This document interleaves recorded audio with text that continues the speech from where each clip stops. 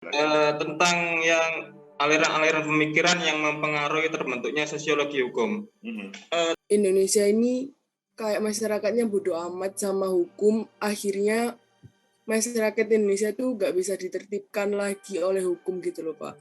Nah, kalau misal hal itu terjadi, bahwa aturan utama itu akan semakin menghilang karena semakin kompleksnya masyarakat. Nah, apakah secondary rule itu hukum adat itu nggak Bapak?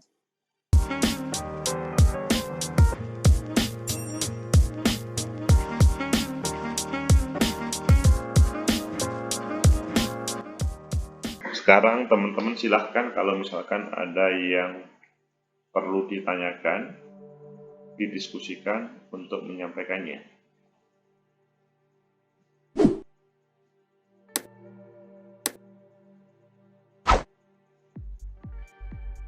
Silahkan Cinta Ayu. Baik Bapak, Oke. Saya Cinta Ayu dari kelas 1B, NIM 034. Saya mau tanya Pak, kan kepercayaan masyarakat itu kan sering dicederai gitu kan Pak sama lembaga-lembaga hukum Indonesia. Nah, kalau menurut Bapak kayak dibuat nggak percaya gitu loh Pak, sering dibohongi, dibodohi kayak gitu. Nah, menurut Bapak kalau misal lembaga masyarakat ini terus-menerus membohongi masyarakatnya, apakah suatu saat Indonesia ini kayak masyarakatnya bodo amat sama hukum, akhirnya masyarakat Indonesia tuh gak bisa ditertibkan lagi oleh hukum gitu loh Pak.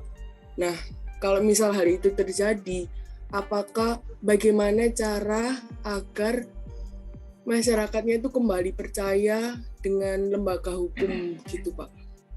Ya gitu kayaknya saya, maaf Pak kalau kalimat saya berlibat. Terima kasih Pak. Terima kasih Cinta Ayu, pertanyaannya bagus. Jadi bagaimana masyarakat itu tetap percaya terhadap para atau lembaga-lembaga yang ada hubungannya dengan sebuah produk hukum, yang memproduk sebuah hukum. Memang berbicara legislatif, eksekutif, sebagian ya kepercayaannya itu naik dan turun. Begitu juga terhadap yudikatif. Tetapi sebelum ngomong yudikatif, apa yang disampaikan oleh Cinta Ayu tadi pasti sebagian teman-teman mengalaminya. Misalkan produk terkait dengan kebijakan pengaturan, pengelolaan pemerintah pusat sama pemerintah daerah. Itu kan belum ada sinergi yang betul. Dahulu pada waktu pemerintahan Orde Baru, bagaimana tersentral di satu titik, yaitu pemerintahan pusat.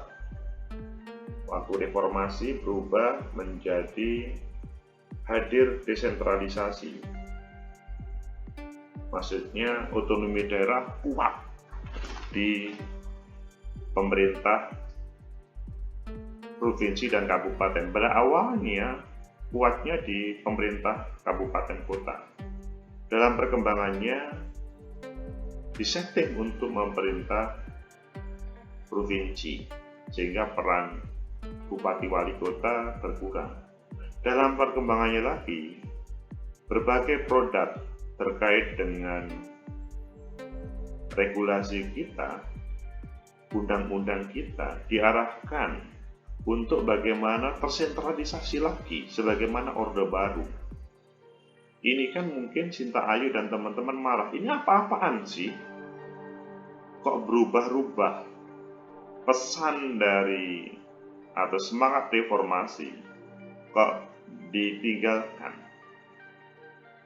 Di situ pasti akan mengurangi kepercayaan, apalagi misalkan terkait dengan sebuah produk hukum yang tiba-tiba belum dibahas, tahu-tahu kemudian sudah diputuskan.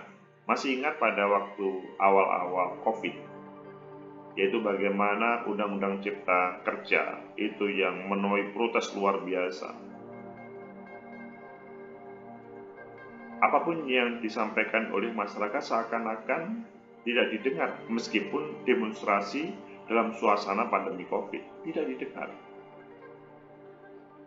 Maka masyarakat menjadi lebih tidak percaya lagi. Apalagi sekarang ada produk undang-undang lagi yang selanjutnya. Nah, bagaimana kemudian supaya masyarakat percaya? Ya memang kalau legislatif itu adalah tidak aman sebagaimana aspirasi rakyat, maka yang bisa dilakukan oleh masyarakat adalah apatis. Supaya tidak apatis untuk mengubah tatanan yang ada di negeri ini, maka nanti di dalam pemilu 2024 masyarakat yang mempunyai idealitas bagaimana menghadirkan hukum yang baik harus bisa menjadi wakil rakyat. Akhirnya nanti legislatif adalah diisi orang-orang yang mempunyai tanggung jawab terkait dengan bagaimana hadirnya hukum dengan baik di Indonesia, undang-undang yang baik dengan di Indonesia. Begitu juga tentang eksekutif. Ketika aspirasi masyarakat tidak diakomodir oleh para eksekutif, mulai presiden sampai yang paling bawah, itu pasti akan, dan setiap 5 tahun mereka sebetulnya bisa berubah. Sekali lagi, untuk menjaga stamina masyarakat supaya tetap bisa kondusif kepercayaannya. Kalau tadi irama 5 tahun itu agak keberatan, maka memang pertama mahasiswa mempunyai kewajiban bagaimana mengawal semua proses dinamika yang ada dalam sebuah negara. Jadi itu menjadi sesuatu bagi mahasiswa, meskipun cara mahasiswa dengan parlemen jalanan, maksudnya demonstrasi, atau mungkin melakukan hal yang bagus. Kalau misalkan tidak diterima, maka maju ke Mahkamah Konstitusi. Kita mempunyai produk, maksudnya lembaga Mahkamah Konstitusi yang kalau keputusan DPR yang diajukan legislatif, eksekutif maksudnya, itu kurang pas terkait dengan tatanan hukum yang ada di negeri kita, melanggar terkait dengan tata tertib yang ada, maka dibawa ke Mahkamah Konstitusi dan itu bisa ditolak atau bisa berubah. Misalkan terkait dengan ibu kota baru misalkan. Kalau ada sebagian masyarakat yang kurang bisa menerima ketika sudah diundangkan, maka ya maju ke Mahkamah Konstitusi. Kalau tidak maju ke Mahkamah Konstitusi, maka tidak bisa. Jadi stasiunnya pertama adalah bagaimana membuat sebuah gerakan, misalkan melakukan demonstrasi, kalau sebelum selesai, tetapi kalau sudah selesai demonstrasi tidak terlalu berguna kecuali kemudian memproses ke Mahkamah Konstitusi. Kalau misalkan ke Mahkamah Konstitusi itu tetap ditolak apa yang menjadi harapan dari orang yang kritis tersebut, maka kemungkinan ada yang salah cara pandangnya. Maka perlu ada semacam diskusi bersama untuk mendudukkan sebenarnya bagaimana terkait dengan hal itu. Begitu Sinta Ayu, apakah bisa diterima?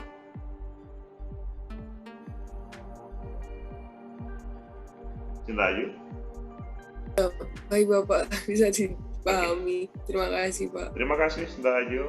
Sekarang Fahri Auladi, silakan. Ya, baik Bapak. Terima kasih atas kesempatannya. Selamat pagi untuk Bapak dan teman-teman semua. Perkenalkan, nama saya Fahri Auladi dari kelas 2012.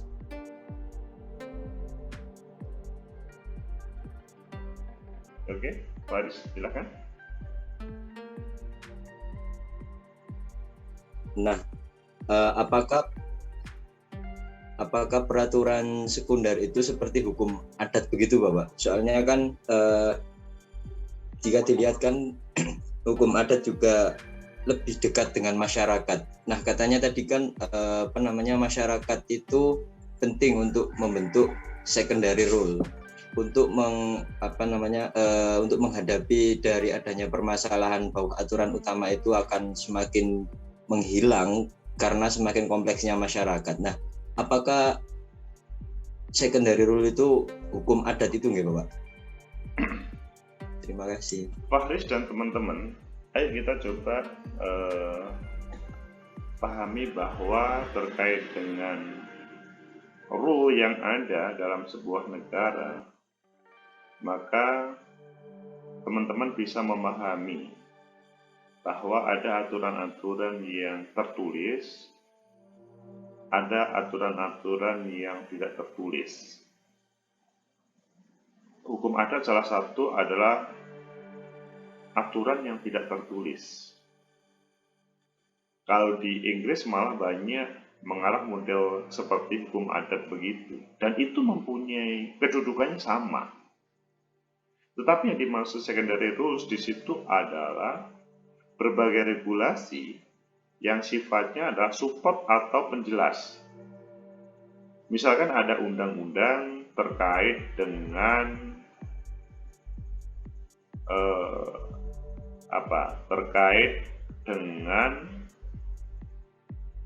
pengelolaan BPJS, atau pertama Undang-Undang Dasar 45. Di dalam Undang-Undang Dasar 45 itu kan dijelaskan bahwa pasal 34, fakir, miskin, dan anak-anak terlantar adalah dipelihara oleh negara. Kemudian pasal 34 ayat 2, bagaimana terkait dengan prosesnya, selanjutnya secara teknis nanti bisa dibaca, ada hubungannya dengan pemerintah mengatur hal itu. Ya, dalam bahasa teknis selanjutnya, dibuatlah yang namanya sebuah undang-undang tentang BPJS. Selanjutnya, undang-undang tentang BPJS, maka kemudian ada aturan yang lebih detail lagi. Hal itu yang digunakan untuk menjelaskan Undang-Undang Dasar 45 atau Undang-Undang BPJS yang menjelaskan tentang apa yang di dalam pasal, apa yang digunakan untuk menjelaskan pasal 34 tersebut, itu adalah secondary rule.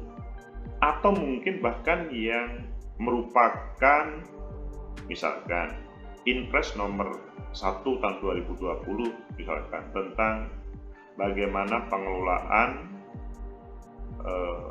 BPJS. Ada sebuah aturan yang teman-teman bisa melihat di konten kemarin, bagaimana seseorang kalau ingin mengurus SIM, STNK, haji, kemudian hubungannya dengan dunia pendidikan di Kementerian Agama, harus punya BPJS. Ini adalah dalam bahasa sosiologi hukum adalah secondary rule. Secondary rules tidak boleh bertentangan dengan Undang-Undang Dasar 45 itu sendiri atau Undang-Undang tentang BPJS. Begitu Pak Haris Auladi. Bisa dipahami? Ya, baik Bapak. Bisa. Terima kasih Bapak. Oke, sama-sama. Silakan teman-teman kalau masih ada yang perlu diklarifikasi terkait dengan perkuliahan kita ke pertemuan ketiga ini. Ahmad Farouk, silakan. Baik Bapak, terima kasih atas waktunya. Saya ingin bertanya dari materi yang kemarin Pak. Karena kelas A kan tidak ada Zoom, jadi saya tidak bisa bertanya. Oke, silakan. Tentang yang aliran-aliran pemikiran yang mempengaruhi terbentuknya sosiologi hukum. Dalam konten tersebut kan Pak Agus mengatakan bahwa hukum merupakan perwujudan dari akal pikiran manusia. Namun dalam PowerPoint itu John Austin membagi hukum menjadi dua, yaitu yang dibuat oleh Tuhan dan yang dibuat oleh manusia. Bagaimana korelasinya Pak? Kan ada hukum yang dibuat dari Tuhan kan bukan dari akal pikiran manusia. Mohon penjelasannya. Terima kasih. Terima kasih Ahmad Farouk. Jadi ngomong hukum, ya, itu kan ada hukum yang sifatnya produk manusia, ada hukum yang produknya be given. Be given itu ya diberikan, dibuatkan oleh Tuhan ketika sebuah kelompok masyarakat itu menggunakan agama sebagai pedomannya. Misalkan, mohon maaf ini, kalau di dalam Islam selanjutnya selain ada hukum positif dalam sebuah negara, maka dia mempunyai hukum agama terkait dengan kehidupan sehari-hari.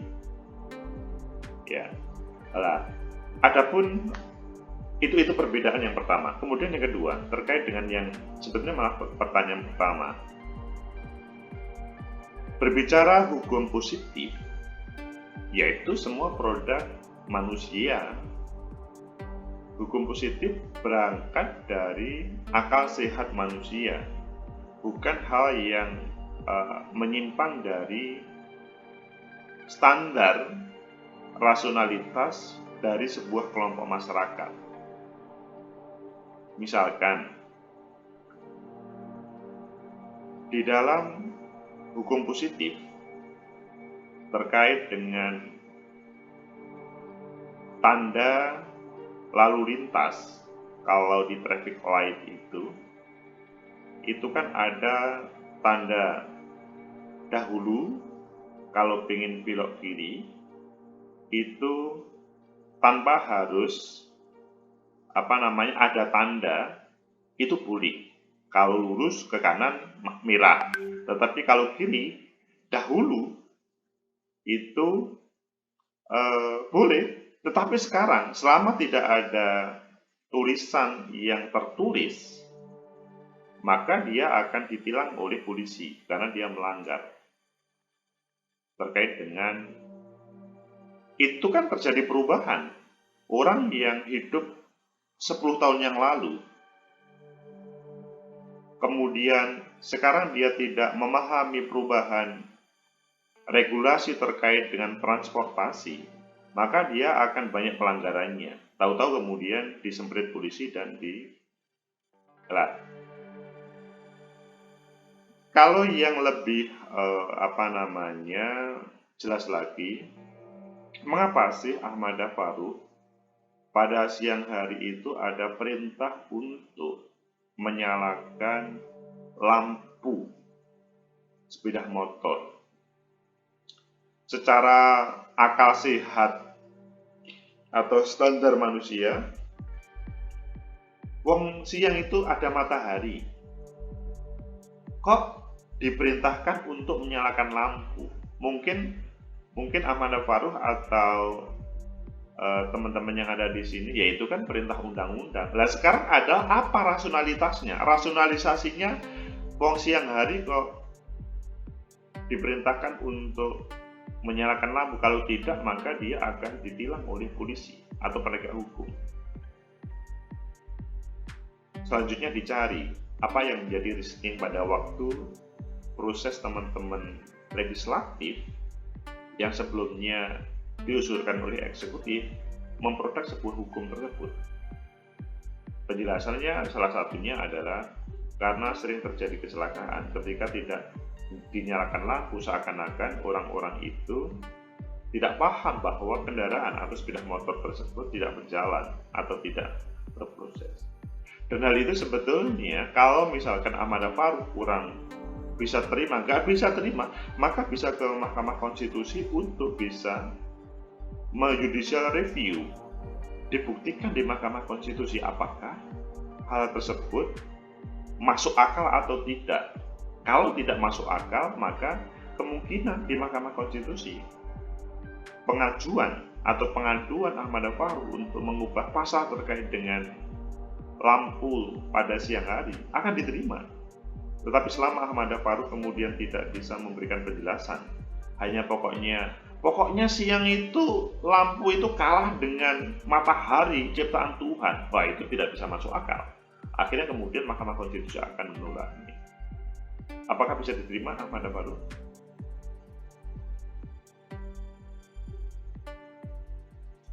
Sejujurnya saya masih kurang paham, Pak. Apakah berarti itu hanya untuk hukum yang dibuat oleh manusia saja, bukan yang dibuat oleh Tuhan? Jadi itu mengarah kepada hukum-hukum positif. Kalau hukum yang dibuat Tuhan, be given, itu kan sifatnya manusia melaksanakannya. Meskipun pada proses penerjemahannya, tafsirnya, manusia atau kelompok agama selanjutnya memberikan tafsir terkait dengan undang-undang yang dibuat oleh Tuhan tersebut. Apakah masuk akal ataupun tidak gitu. Begitu Ahmad Farul. Tapi kan begini Pak, kalau ada di negara-negara di Timur Tengah misalnya kan di negara-negara Arab itu kan negara Islam itu kan menggunakan hukum agama ya, untuk dijadikan di negara tersebut Pak. Berarti itu kan hukum yang digunakan dari Tuhan, bukan yang dibuat oleh manusia. Coba dicek di sana ya, apakah hal itu langsung berdasarkan pada dasar agama taruhlah Al-Quran, atau selanjutnya juga dibuat menjadi hukum positif. Kalau dalam bahasa Indonesia itu, dalam negara Indonesia, terkait dengan waris, pernikahan, itu adalah hukum Tuhan. Tetapi menjadi hukum positif ketika dibuatkan kompilasi undang-undang hukum kompilasi hukum Islam.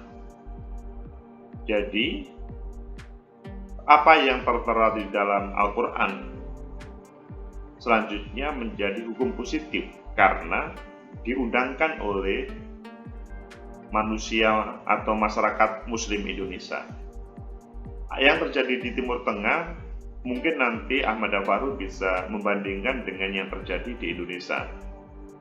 Apakah masih be given dari Tuhan atau sudah menjadi hukum positif seperti di Indonesia? Misalkan seperti potong tangan. Apakah sebagaimana yang tertera di dalam Quran? Ya memang kalau dalam Al-Quran iya. Tapi sangat mungkin sudah berubah menjadi hukum positif yang tentunya ada berbagai penjelasan. Kalau dalam Al-Quran itu kan potong tangan itu kan berlaku bagi para pencuri, ya kan? Berlaku bagi para pencuri. Ketika misalkan, apapun alasannya pencuri harus dipotong tangan. Mungkin di dalam hukum positif akhirnya akan ada penjelasan. Misalkan pencurian yang mempunyai kapasitas ABC yang selanjutnya itu menjadi hukum positif yang mereferensikan dari kitab suci. Begitu Ahmad Farul. Ya, baik Pak. Terima kasih atas penjelasannya. Terima kasih Ahmad Farul. Silahkan teman-teman yang lain kalau masih ada yang perlu ditanyakan. Kita masih ada waktu. Tapi kalau sudah maka kita langsung kalau tidak ada, kita langsung sekarang pada proses pembuatan artikel. Jadi pada minggu ini, pertemuan ketiga teman-teman, terkait dengan tugas teman-teman memasuki pembuatan pendahuluan. Sesudah pada waktu pertemuan kemarin, teman-teman membuat abstrak. Pendahuluan itu sebelum pendahuluan dipastikan membuat keyword, kata kunci yang terdiri dari 3 sampai 5 kata. Tadi malam kan juga saya berikan bagaimana cara submit. Nah, di situ adalah bagaimana mencari sebuah jurnal. Jadi kalau teman-teman sudah melihat cara submit itu, bisa melihat bagaimana guideline, template sebuah jurnal, sehingga nanti tidak salah. Misalkan Zafran ingin submit ke sebuah jurnal yang Sinta 2, maka Zafran pastikan jurnalnya apa. Jurnal A dengan jurnal B, template dan guideline-nya kemungkinan berbeda. Kalau sudah fokus, saya pengen ke jurnal metafora misalkan, maka ikuti template sama guideline-nya. Terkait pertama dalam pembahasan ini yaitu bagaimana membuat keyword, kata kunci 3-5 kata. Kalau keyword kemungkinan semua sama, tetapi kalau selanjutnya membuat pendahuluan, cara penulisannya mungkin atau bahasanya mungkin misalkan pendahuluan misalkan. Ada yang sudah mewajibkan sudah berbahasa Inggris misalkan. Nah, pendahuluan itu terdiri standarnya adalah 1 halaman. Pada alinea pertama itu dia menampilkan fenomena dari sebuah penelitian. Jadi menariknya apa itu sebuah fenomena untuk diteliti.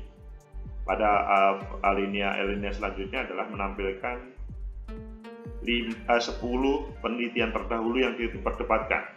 Misalkan ada penelitian tentang apa itu penegakan hukum atau penegakan protokol kesehatan pada suasana COVID yang kelihatannya efektif berlaku ketika memberikan perintah untuk menyanyikan lagu Indonesia Raya dan lain-lainnya, tetapi di penelitian yang lainnya di tempat lain itu kemudian tidak efektif. Itu kan atau bahkan bertentangan atau bahkan di negara lain. Akhirnya diperdebatkan 10 penelitian terdahulu tersebut. Selanjutnya di akhir dari pendahuluan maka ditulis yang namanya the novelty, kebaruan. Apa sih kebaruannya? Apa sih yang membedakan penelitian teman-teman dibandingkan dengan penelitian-penelitian sebelumnya? Kalau sama saja, ya tidak menarik. Kemungkinan akan ditolak oleh sebuah jurnal. Maka 1 halaman sudah terselesaikan untuk penulisannya. Jadi pendahuluan terdiri dari bagaimana menampilkan fenomena, menampilkan 10 penelitian terdahulu dari jurnal, artikel jurnal. Teman-teman mencari artikel jurnal bisa dari konten tadi malam yang saya sampaikan, cara mencari mensubmit sebuah artikel supaya dipublish. Selanjutnya yang ketiga dalam hal pendahuluan ada yang namanya the novelty, kebaruan.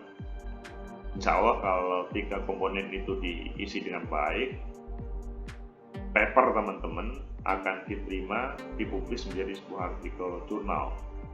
Teman-teman mencari di Sinta 3, 4, 5, 6, kalau mau Sinta 2 juga boleh, dan cari yang gratis. Jadi jangan yang berbayar supaya nanti lupa ini kok suruh bayar Pak, saya mau dipublish tapi disuruh bayar, nanti kan panjang.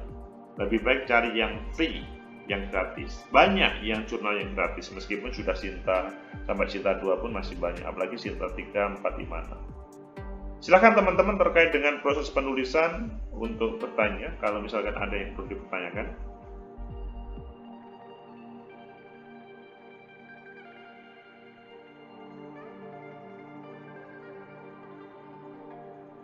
Kelihatannya sudah paham. Yang pasti teman-teman sebagai mahasiswa yang baru pertama kali untuk menulis ini maka perlu ada pemahaman. Oh iya, ini saya anggap sudah paham. Kemudian yang kedua, tadi malam saya juga WA kepada teman-teman terkait dengan penulisan PKM ya, yang pengantar ilmu politik kemarin. Masih ada kan? Oke, itu akan kita submit, tetapi nanti ada coaching klinik dulu. Pastikan itu oke semuanya. Untuk sementara hari ini sampai misalkan hari Minggu, saya mohon nomor absen di bawahnya itu memastikan PKM saling tukar ya di dalam satu kelas ya. untuk dibaca apa yang menjadi kekurangannya. Dan kemudian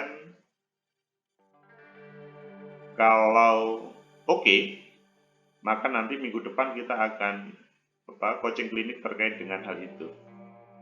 Sehingga kita submit betul sebagaimana harapan kita dahulu. Susmita Suharjo, silahkan kalau ada yang perlu ditanyakan.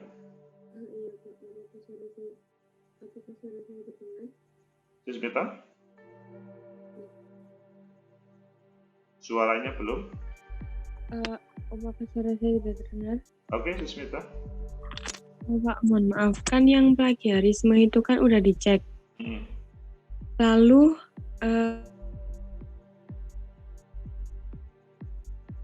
itu kena banyak, Pak.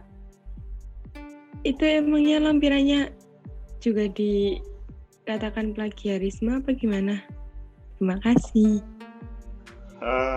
Iya, plagiarisme itu memang harus di bawah 20% atau 25%. Adapun lampiran tetap diikutkan saja, memang nggak apa-apa, kan ada kesempatan 20-25% itu, masih boleh. Jadi nggak terlalu bermasalah terkait dengan itu. Kalau memang di atas 20%, 25%, maka lebih baik yang dalam hal konten, isi, substansi, kemudian dibuat yang lebih baik lagi sehingga plagiasinya tidak ada. Begitu Susmita ya? Kalau ini Pak, kalau kontennya itu plagiarismenya itu dikit, tapi lampirannya itu banyak, jadinya itu yang membuat punya kelompok saya terutama itu plagiarismenya agak besar, 25. Kemungkinan gini loh Susmita, ketika substansinya itu sedikit, terus kemudian lampirannya itu banyak, maka nggak sampai 25%, nggak sampai 20%. Coba dilihat lagi ya. Meskipun sekali lagi ada kesempatan 20-25%, tapi lebih hati-hatinya 20% deh. Begitu Susmita? Oh iya Pak, terima kasih. Oke, terima kasih. Yang lain silahkan teman-teman. Fahris? Iya Bapak, kemarin kan itu kan dibentuk kelompok nih Bapak, 3 anak. Nah di kelompok saya itu ada anak yang sudah berpamitan dari UNESA Bapak, itu bagaimana nggih? Berpamitan gimana Mas Fahris? Keluar Bapak. Tuh. Keluar. Oh iya ada? Ada Bapak, nggih. Mengapa? Kalau katanya sih dia mau bantu orang tua sih Bapak alasannya. Oke. Nah itu namanya dihapus begitu saja atau bagaimana? Namanya dihapus begitu saja Pak Haris. Oh oke. Oke. Baik Bapak, terima kasih. Oke Pak Haris, terima kasih. Ada yang lain? Silakan teman-teman.